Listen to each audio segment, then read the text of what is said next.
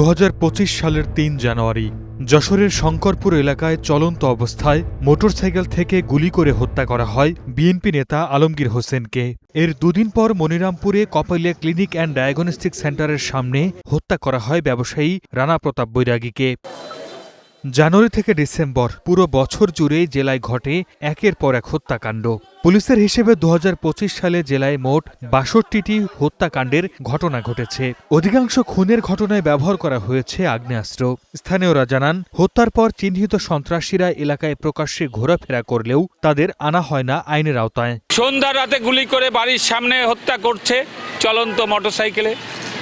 গ্রাম অঞ্চলের বাজারে ব্যবসা প্রতিষ্ঠানকে ডেকে নিয়ে গুলি করছে। কপালিয়ায় গতকালও বলে গুলি করেছে। এরকম ঘটনা চলছে। এই যে গুলি করে যে ক্রমাগতভাবে যে হত্যাকাণ্ড ঘটছে, এতে করেও মানুষের মধ্যে কিন্তু ভীতির পরিমাণটা বাড়ছে। 2024 সালের 5 আগস্ট থানা থেকে লুট হওয়া অস্ত্র উদ্ধার না হওয়াতে জনমনে বাড়ছে আতঙ্ক।